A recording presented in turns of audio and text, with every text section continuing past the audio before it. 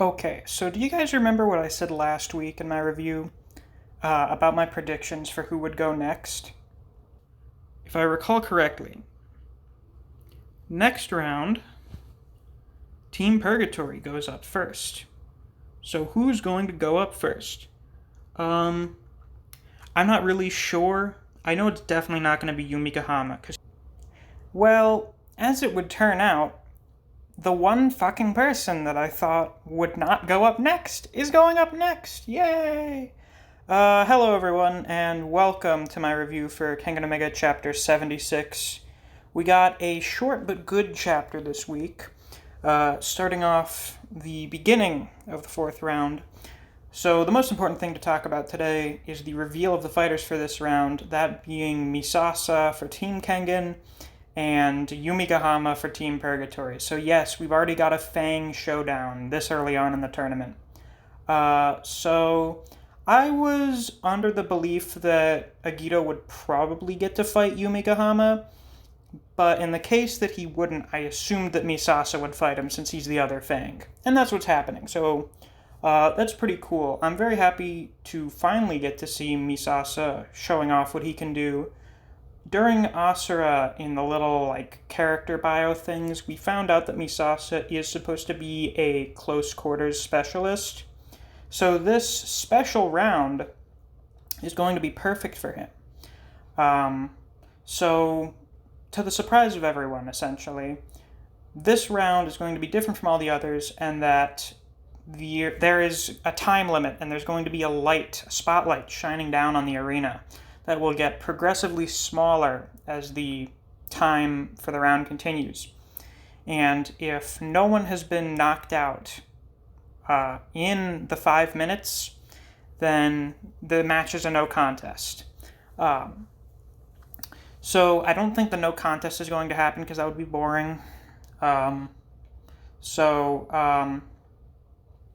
Since the space that they're fighting in is going to get progressively smaller, as the fight goes on, it's going to become more and more favorable to Misasa, assuming that Yumi Gahama isn't actually kicking his ass very early on, or that Yumi Gahama isn't also great at close quarters.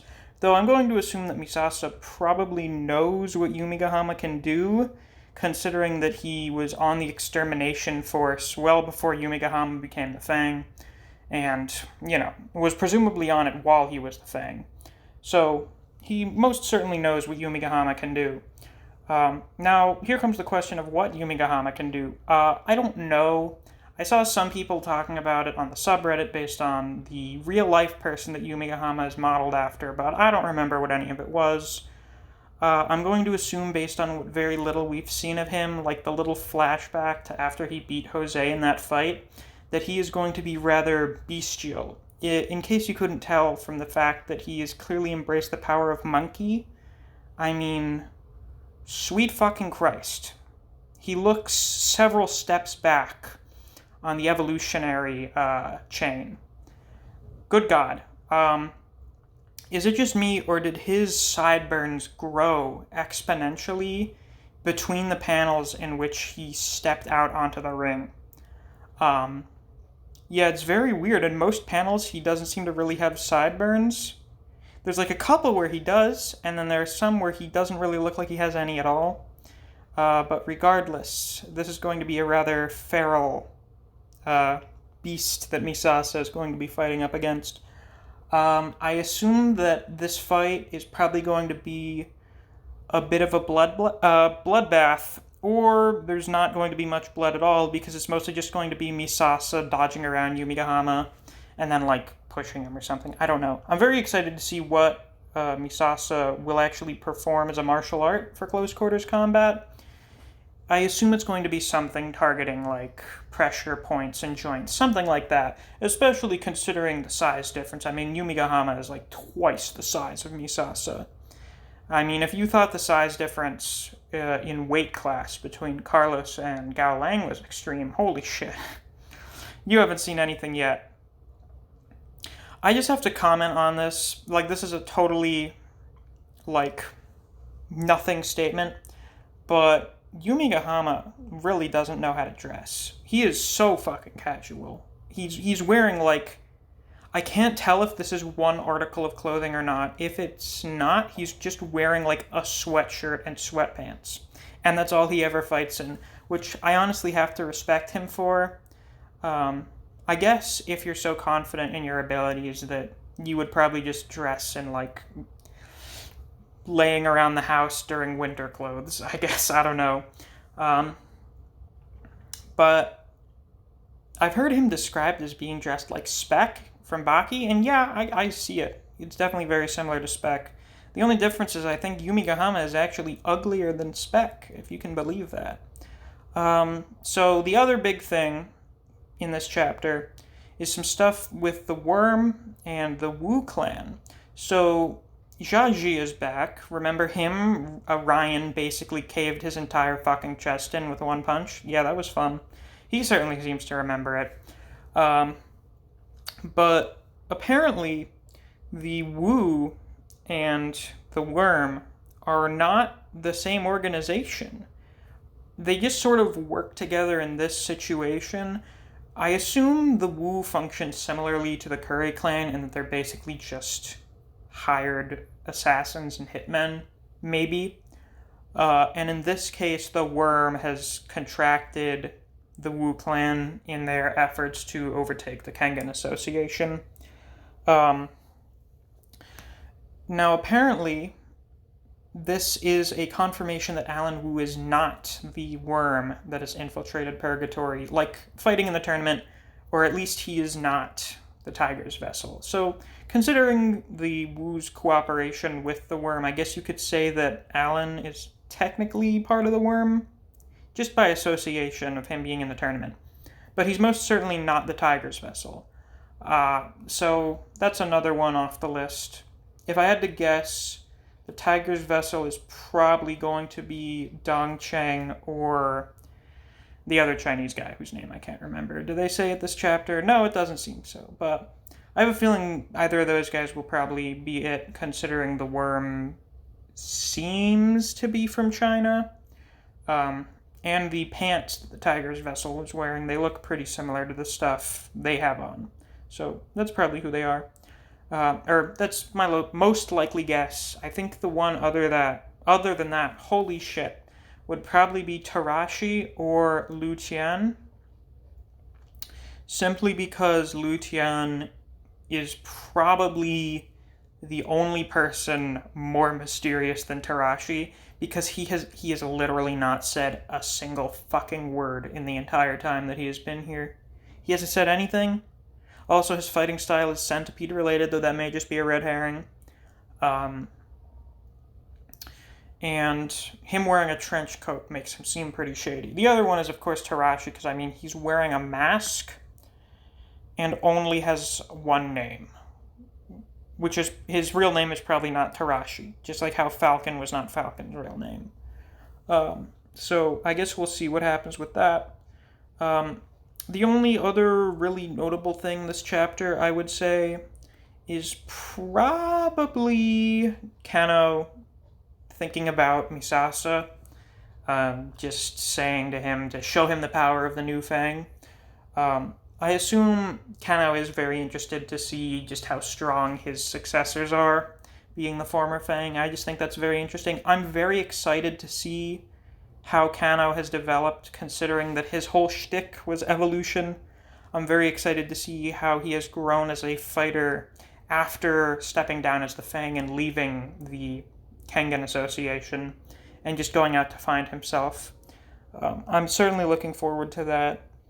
Though I do expect Kano probably won't be going up until very later. One of the last fighters. Either him, Gao, or Oma.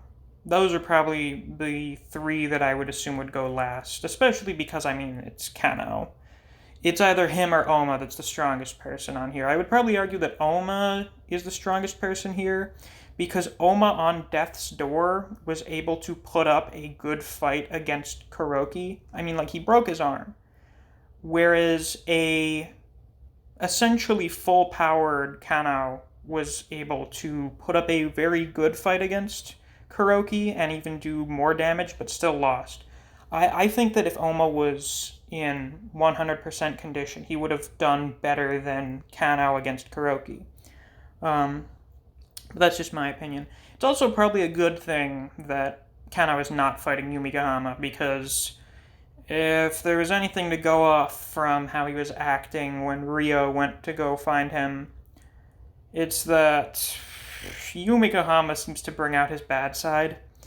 So him fighting Yumigahama would probably lead to him going back to that, and we don't want that for our boy. We want Kano to have a nice head on its shoulders.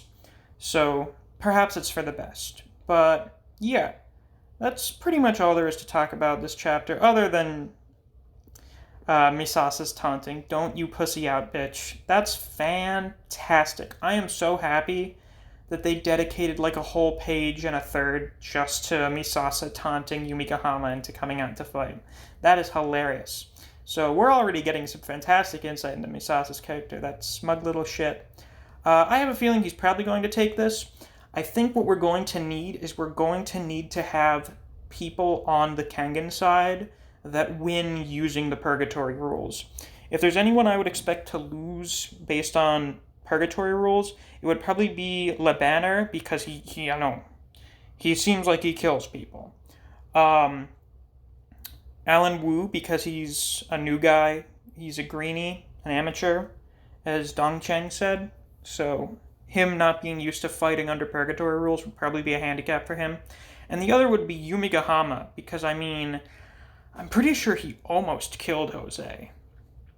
And with him probably being as feral as he seems, being the monkey man that he is, he could very likely kill someone. But also, it would probably be very easy to trick him into going out of the light in the arena. And with Misasa being as confident and probably strategic as he is, because when you're the tiny close quarters specialist, you've got to be the strategic one. That's just how you gotta go with it, especially when you're fighting someone who is allegedly as good as Kano. That's another thing. Misasa is probably not as strong as Kano. I'm going to say that now. At least, not as strong as Kengan Annihilation Tournament Kano. Whereas Yumigahama supposedly is. So, I have a feeling that Misasa is going to make use of the whole purgatory thing where you don't have to be stronger than your opponent, you just have to be better at fighting under the conditions of the rules. The whole reason Carlos won is Gao Ling was undeniably stronger than Carlos, but Carlos used the rules to his advantage to win. I feel like Misasa is going to do that with Yumigahama here. And it's going to piss off Yumigahama to no end. I think we'll probably still get an interaction between Yumi and Kano at some point, but they're not going to get it in the ring. So, yeah, that's about it, I guess. Since this is the start of the fight, we're probably not getting a chapter next week, which is unfortunate, but that's just how it goes. Doraemion and Sandrovich need their breaks, and, you gotta give them that. They put in the hard work to make quality content like this, and they deserve a little vacation every once in a while to relax, maybe get a little ahead on work. So I don't fault them for that. But, yeah, I guess that's really all there is to talk about. If you enjoyed this video, please like and subscribe. I do Kengan Omega videos every week. If you enjoy the content I do on this channel, or enjoy discussing Kengan Omega with other people, you should check out my Discord server. I have a link to it on my channel. If you enjoy other series such as Record of Ragnarok, Jujutsu Kaisen, Chainsaw Man, and Bleach, I do videos on those series as well, so if you're interested, you should check out my channel. Thanks for watching, and I'll see you around.